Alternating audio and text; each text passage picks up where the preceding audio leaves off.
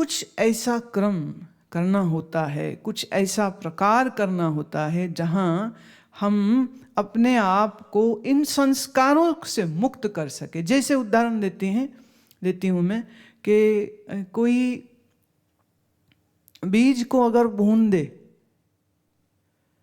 और फिर इस भुने हुए बीज को मिट्टी में डाले तो इस बीज के फल कभी नहीं हो, क्योंकि वो बीज में अब उर्वरा शक्ति नहीं रह गई, इसलिए वो बीज कभी फूटता ही नहीं है। तो कर्म संस्कार के ये जो बीज है, इनके दग्ध करने के हेतु फिर चाहिए होती है दूसरी अवस्था तक पहुंचना साधक को, विराम प्रत्यय अभ्यास पूर्व संस्कार शेषो अन्यः। दूसरी जो स्थिति है उसमें पूर्ण रूपेण सब संस्कारों से भी मुक्ति हो जाती है। ये सारे जो शेष संस्कार बचे हैं, ये जाके जिस अवस्था में जल जाते हैं वह है निर्बीज समाधि। लेकिन फिर वही बात है, क्रम है। there is a process, there is a ladder of evolvement. एकाग्र हुआ तो निरुद्ध हुआ, निरुद्ध हुआ तो सवितर्क, सविचार, अस्मिता, आनंद, ये समाधियाँ की अनुभूतियाँ होती हैं। शुरुआत धर्मवेग समाधि से हो जाती है। आनंद की अनुभूति लेना कोई बड़ी बात नहीं, साधक हो तो बड़ी जल्दी ले लेता है। मैं दृष्टा हूँ ये जान लेना भी बड़ी बात नहीं है। वह उसको निरुद्ध अवस्था, चित्त की निरुद्ध अवस्था में वो बड़ा स्पष्ट, चित्त का और मेरा क्या भेद है, इसको हम कहते हैं विवेक ख्याति। ये कोई दर्शन शास्त्र का शब्द नहीं, ये एक स्थिति का नाम है। जैसे इस शरीर के हाथ पैर को हम देख सकते हैं कि ये रहे हाथ, अलग है, मैं ये नहीं हूं। ऐसे ही अपने चित्त को देख लेना कि चित्त अलग है, मैं अलग हूं। यह विवेक ख्याति।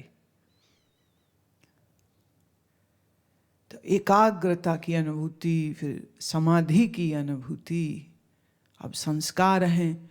अब ये इसीलिए योग में ये समाधि को कोई बहुत बड़ी बात नहीं मानते साधक। समाधि को बड़ी बात वो निर्बीज समाधि को मानते। मन टिक जाने को हम बड़ी बात नहीं मानते। ये जो बिल्कुल देखिए फिर आ जाती बात, मूढ़ और क्षिप्त लोगों का तो ये विषय है नहीं। ये विषय किनका है? जिनके चित्त की अवस्था कम से कम विक्षिप्त हो, माने जहाँ कुछ कुछ स्थिरता तो पहले से है, कुछ कुछ रजोगुण है, कुछ कुछ सात्विकता है। उसे ये दिखता है कि मुझे तो ये ठीक करना है, और वो लगा है। और कैसे लगा है? Go back to the fundamentals, उसके यम नियम आसन प्राणायाम धारणा। त्राटक धारणा की विधि है। योग निद्रा प्रत्याहार की विधि। प्रत्याहार को लेना है, योग निद्रा चाहिए, अभ्यास उसका। एकाग्रता साधनी है तो बाह्य या अंतर त्राटक करे, पर कुछ करे तो सही। तो जो करते हैं उनके लिए एकाग्रता बड़ी बात नहीं है, धर्ममेघ समाधि बड़ी बात नहीं है। शनै शनै धीरे धीरे इन सब अवस्थाओं की अनुभूति होने लग जाती है। किनको? जो निरंतरता से अभ्यास करते हैं। निरंतरीय। आप सुनो करोड़ों साल, अभ्यास एक दिन ना करो, कुछ नहीं होने वाला। आप सुनो भले एक दिन अभ्यास कर लो, 1000 साल बहुत कुछ मिल जाए। 100 ही साल कर लो बहुत कुछ मिल जाए। 50 साल कर लो तो भी बहुत कुछ मिल जाए। 20 ही कर लो तो भी बहुत कुछ मिल जाए। 6 साल ही कर ले यही तो भी बहुत कुछ हो जाएगा। 6 ही वर्ष में बहुत कुछ हो सकता है, प्रोवाइडेड ये 6 वर्ष 100% डेडिकेशन के हों, नथिंग एल्स।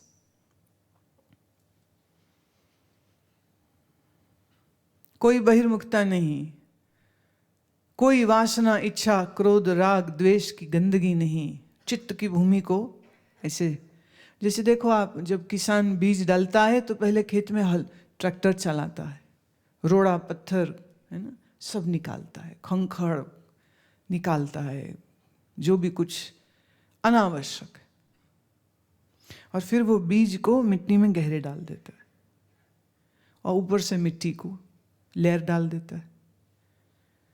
अब बीज तो आप ही आप फूट जाते हैं, उसके लिए किसान को थोड़े कुछ करना पड़ता है। तो साधक अपने चित्त की भूमि से पत्थर, कचरा, कूड़ा, करकट वो निकाल दे सब,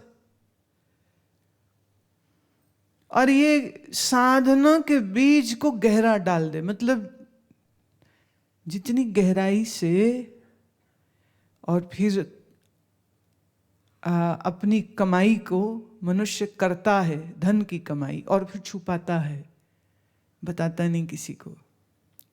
बड़े अपने किसी प्रिय को ही बताएगा, हर एक को नहीं बताता है। कीमती है ना चीज।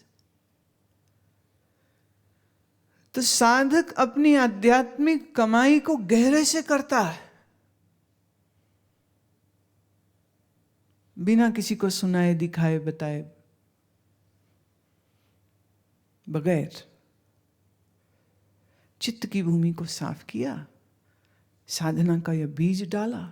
अब ये जो बीज डलेगा अभ्यास का, ये निश्चय ही समाधि के फल को तो देगा देगा।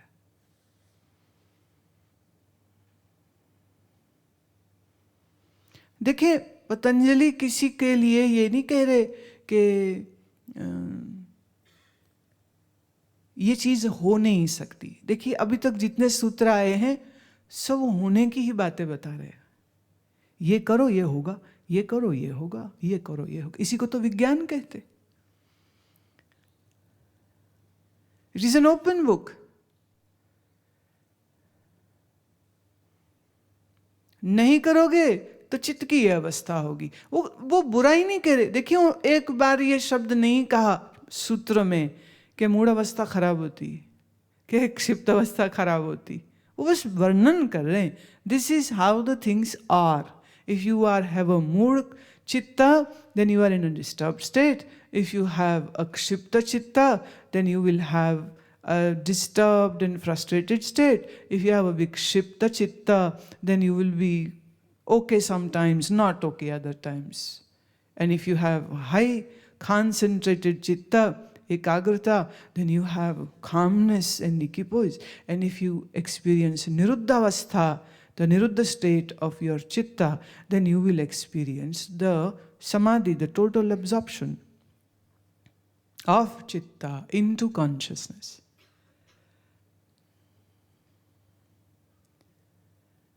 ये इमोशंस की कोई बात नहीं कि मूड बुरे होते हैं कि क्षिप्त बुरे होते हैं, एकाग्र बड़े अच्छे होते हैं। किसी की महिमा नहीं है,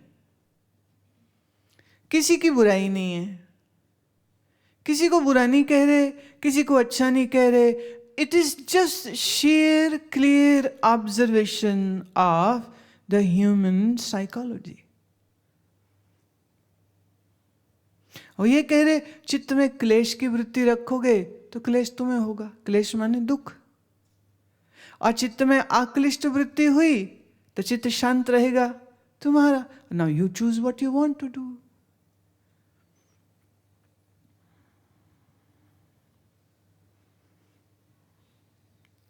अगला सूत्र, भव प्रत्ययो विदेहा प्रकृति लय नाम।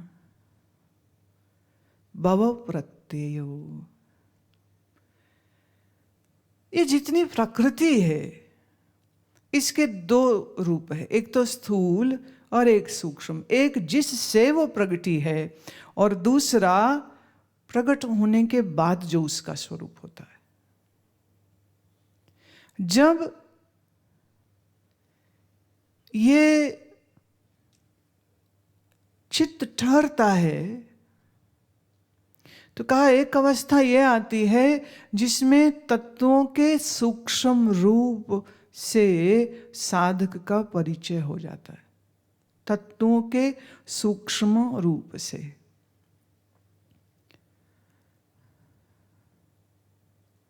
ये निर्बीज समाधि अथवा कहें असंप्रज्ञात समाधि के बाद की बात है। तत्वों का स्थूल नहीं, तत्वों का सूक्ष्म रूप भी उसके लिए स्पष्ट हो जाता है। देखिए, संप्रज्ञात में चित्त टिका था, एकाग्रवृत्ति बनी थी, तो एक अलग अनुभूति थी। तहाँ उसकी क्लैरिटी टुवर्ड्स द बॉडी अधिक हो जाती है, शरीर के तत्वों के प्रति, बाहर पंचभौतिक तत्वों के प्रति। लेकिन इस गहन अवस्था में कहा एक स्थिति ये जो आई है, इसलिए इस स्थिति में एक सूक्ष्मता से तत्वों का बोध, तत्वों का ज्ञान आ जाता है। अभी आप ये समझें इसे कि एक बार अच्छी स्थिति चित्त की बन गई तो उसका भी तो संस्कार पड़ जाएगा ना। कुछ बात इसमें मैं ये भी जोड़ना चाहती हूँ कि जब जिज्ञासु अपनी साधना करते करते करते इन सूत्रों को, इन अनुभूतियों को प्राप्त करते करते जब ये भीतर टिकने लग जाता है, अनुभूतियाँ करते करते, और शरीर है चला गया, अच्छा गया तो शरीर फिर नया बनेगा, नया शरीर बनेगा तो बोले उसकी चित्त की अवस्था वही होगी जिसमें उसने वो पहला शरीर छोड़ा।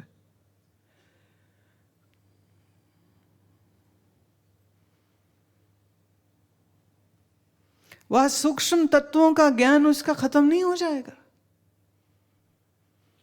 इसलिए बहुत अल्प आयु से, शरीर की कम आयु से ही उसकी चित्त की वो जो अवस्था को प्राप्त उसने किया था पूर्व जन्म में, वो उसकी तुरंत जागृत हो जाती। मैंने जो काम कर चुके हैं वो वापस फिर से थोड़ी करेंगे, अब तो आगे की बात चलेगी। फर्दर भाव प्रत्यय माने जन्म से ही प्रतीति, विदेह प्रकृति लय नाम माने जब शरीर छूटा, विदेह हुआ, तो अगर अगली देह मिल गई तो ये सारी अनुभूतियां और चित्त की स्थितियों के साथ ही जन्म होगा। और अगर उसका शरीर लय हो गया प्रकृति में, माने नया शरीर न बना,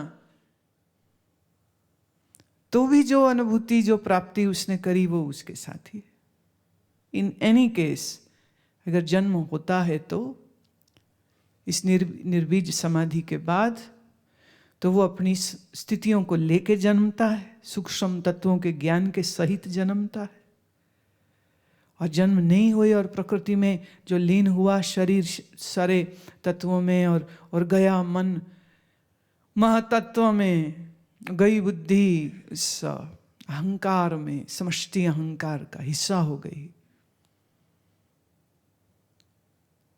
तो भी बढ़िया। दो स्थिति कहा इसमें हो सकती है।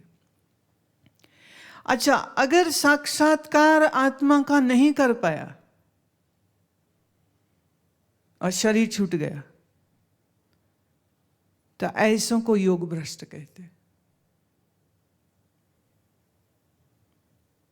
तो इसमें जन्म होगा, पर चूंकि अभी पूरी बात हुई नहीं है, इसलिए वो जो स्ट्रगल करनी थी नहीं कर पाया।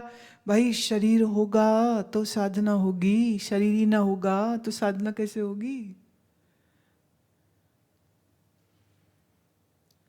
प्रकृति फिर शरीर दे देती। गीता में श्री कृष्ण कहते हैं ना कि योग भ्रष्ट व्यक्ति को किसी श्रीमान कुल में जन्म मिल जाता है। माँ बड़ी संस्कारी होगी, सत्वगुणी होगी, पिता बड़ा धर्मात्मा होगा, घर में ऐसा वातावरण होगा, संत महात्माओं का आना जाना होगा, सत्संग होगा।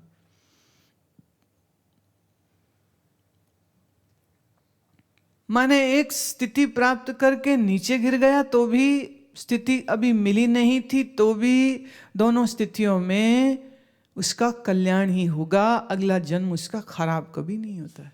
अच्छा ही होता है, बहुत अच्छा होता है।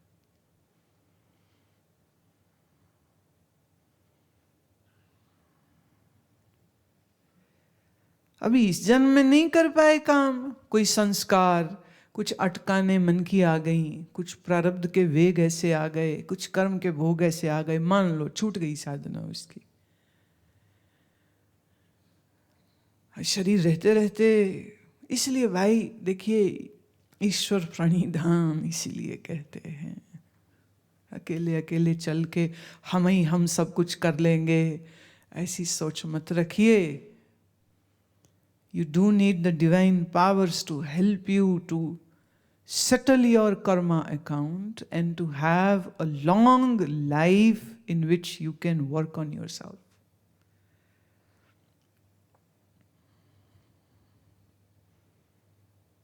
अकेले नहीं चले।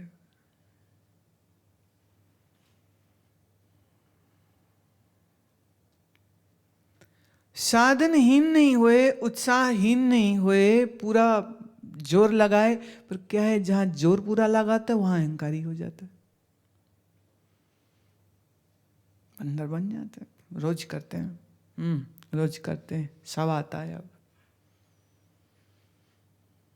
15 साल हो गए सत्संग सुनते हुए। भाई किसी गधे को तुम 100 साल सत्संग मेरा सुना लो, गधा ज्ञानी थोड़ी हो जाएगा।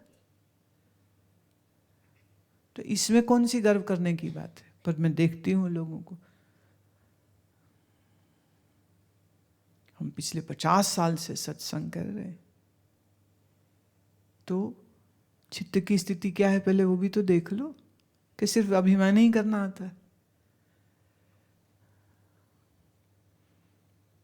चित्त की स्थिति देखनी चाहिए। इसलिए कहा बोल कभी बड़ा नहीं बोलना चाहिए। हम ये करते हैं, अरे हम करते हैं, पिछला एक संस्कार उल्टा जग गया ना तो पता नहीं कहां का कहां बैठा होगा। सब अनुकूल रहे, that requires 3 support system, 3 tyre support system चाहिए। एक, हमारे पूर्व कर्म अच्छे हों ताकि उनके भोग जब आवे तो वो हमारी साधना में सपोर्ट कर रहे हो, ना कि साधना छुड़वा रहे हो। 2, एक जीवित सदगुरु का आश्रय, सन्निधि और आशीर्वाद मिला। मैं आपको एक बात कहो तो लिख के दे सकती हूँ, कहावतन होती नहीं बात, लिख के ले लो, तो वही मैं कह रही हूँ, लिख के हमसे आप ले लो ये बात। आप करोड़ों जन्मों में साधना कर लो, लेकिन अगर आपका गुरु आपसे प्रसन्न नहीं है, आप कहीं नहीं पहुंचोगे। कोई समाधि नहीं लगने वाली, चाहे आप बैठे माने प्राण अंदर तो बाहर कर करके फूक फूक मर जाओ, चाहे तो भी कुछ नहीं होने वाला। क्योंकि जितनी जोर से साधना करेगा उतने जोर से अहंकारी हो जाए। मूढ़ आदमी अहंकारी ही तो होगा, और क्या होगा।